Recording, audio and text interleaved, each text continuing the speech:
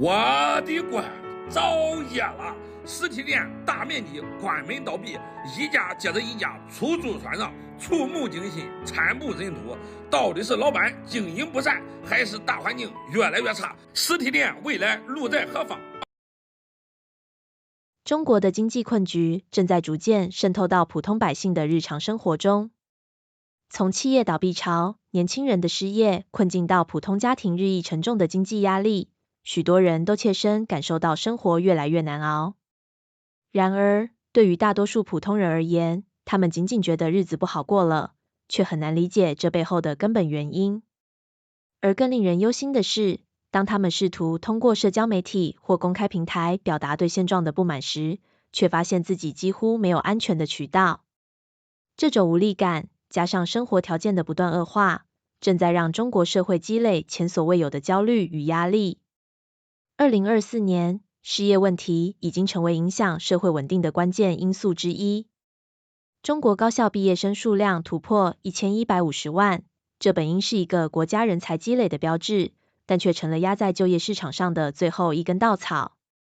青年失业率高达20%以上，这一数据甚至已经超过了官方统计的公开范围。许多大学生毕业后，选择灵活就业，成为外卖员、客服等临时工，或是无奈返回家乡从事与专业毫无关联的低薪基层工作。他们的期待被现实击得粉碎，从改变命运的希望之光，变成了无尽困境的象征。失业的不仅仅是年轻人，随着市场需求萎缩和企业倒闭潮的加剧，中年群体和农民工群体的处境也越发艰难。许多城市的街道上，曾经热闹的餐馆、便利店、商铺如今都已门庭冷落。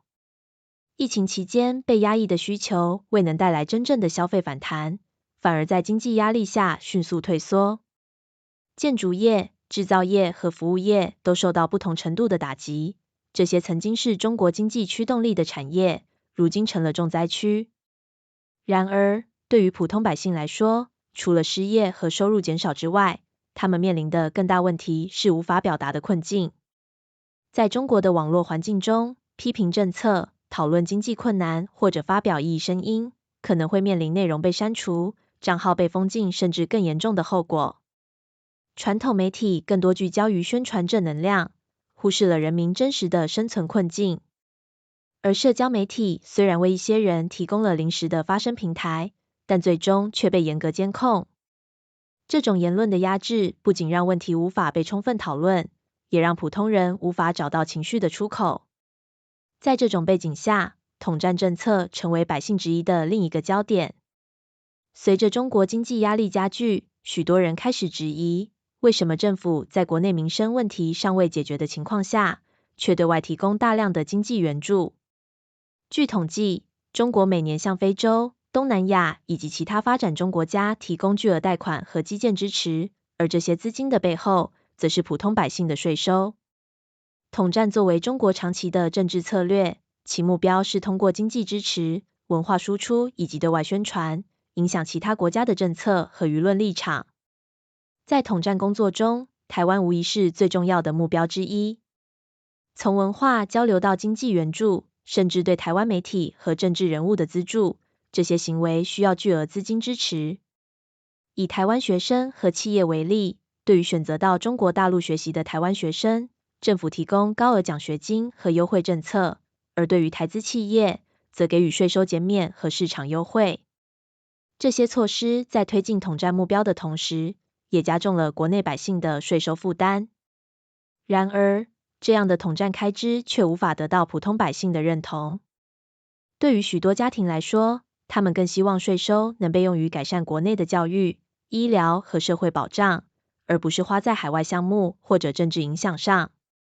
尤其是在失业问题越发严峻的今天，普通人需要的是一个更公平的机会，一个更稳定的生活环境，而不是被一次次割韭菜，用于填补看似与他们无关的开支。相比之下，台湾的税收使用更加透明，公共参与度更高，人民有更大的监督权。在台湾，政府的预算分配更多用于基础设施建设、公共教育和社会福利，而不是对外的政治影响。台湾的这种模式不仅提高了人民的生活质量，也建立了一个更加和谐和稳定的社会结构。台湾的公共讨论更加自由，民众可以公开讨论政策问题，甚至对政府提出批评，而不会担心受到打压。对比之下，中国百姓却发现自己的生活质量不断下降，但自己缴纳的税收却被用于统战和维稳工作，普通人的需求往往被忽视。政府的大部分精力似乎都放在了如何维持稳定上，而非解决根本问题。这种情况让许多普通人陷入深深的无力感，他们既无法选择改变，也无法表达自己的不满，最终只能默默承受。这样的现实并非不可改变，但需要更大的透明度和更多的公民参与。人民的税收应该用于人民，这是一个现代社会的基本原则。如何让政策真正回归以人民为中心？如何让经济重新回到公平和可持续的道路上？这不仅是政府的责任，也是每一个普通人应该关注的问题。深进专注于揭示社会的深层问题，带您洞察表象下的真相。如果您对这些话题感兴趣，请订阅我们的频道，与我们一起探索更多值得深思的现象。